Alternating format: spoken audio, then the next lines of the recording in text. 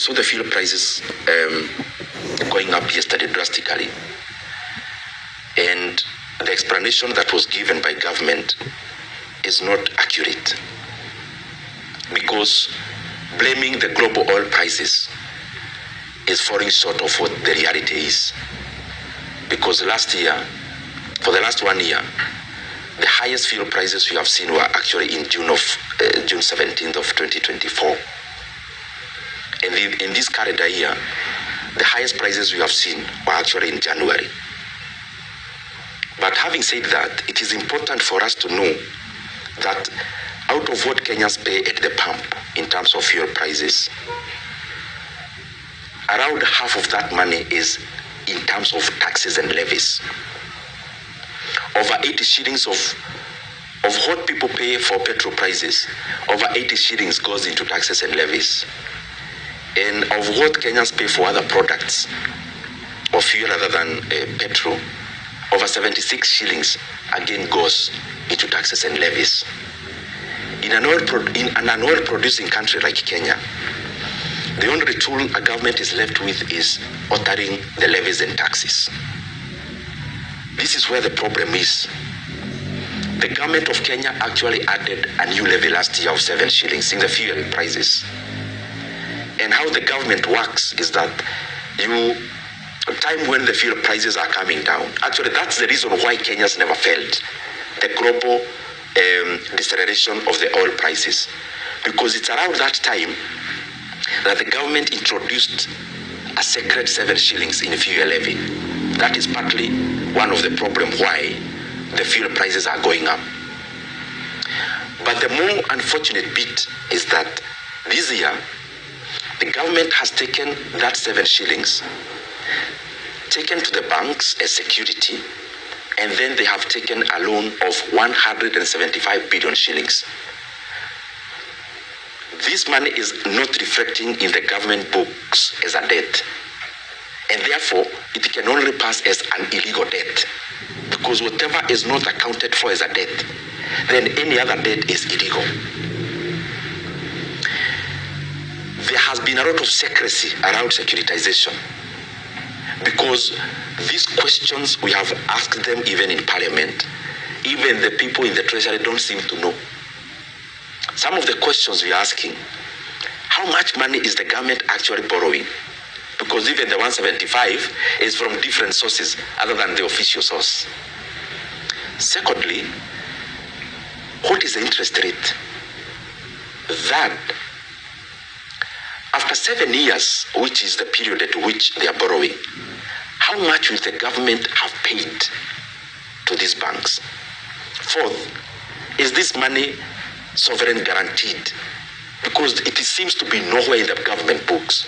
It actually also never came to Parliament for any ratification. The problem of this is that we now have the government spending money in advance. They have already collected money in advance for the next 7 years.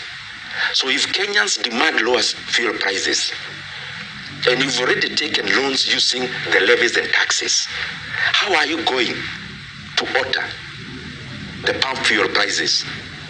Because the only tool you have is taxes and levies, and it is the one that you've already securitized. And this securitization term is another dogma that is being brought around to confuse Kenyans. It is important for the government to be prudent. It is not fair, because we want to be clapped for today. We add fuel prices. We actually go to the banks and take loans using the same levy, which in a bad day is what Kenyans will demand it gets lowered for the fuel prices at the pump to actually be managed.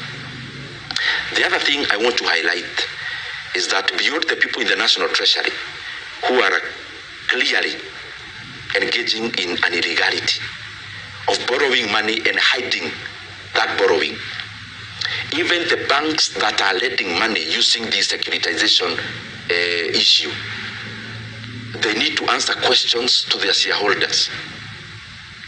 This money you are lending, how is it secured? If the fuel levy in terms of what Kenyans pay is only created through a gazette notice by a memorandum from the cabinet secretary, What if another cabinet secretary gives the one that lowers the levies, which the banks are already holding as security for the loans? And lastly, in the affairs of financial management, you must never favor any of your creditors, because what basically you are doing is to open a floodgate. If you securitize fuel levy, like the one they are doing, the 7 shillings, they're in the process of doing another 5.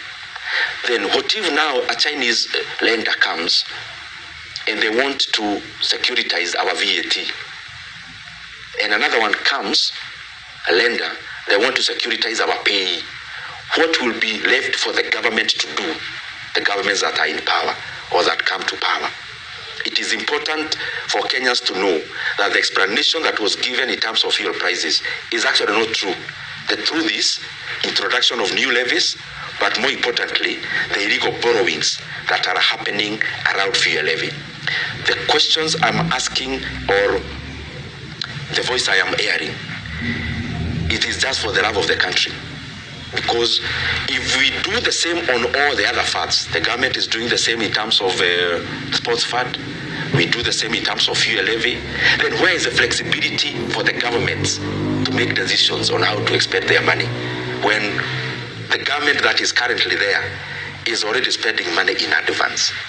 What if the other government that was there did the same, securitized money in terms of all the taxes? Then what will be the role of the government now? Which decisions would they be making when the money is actually not available?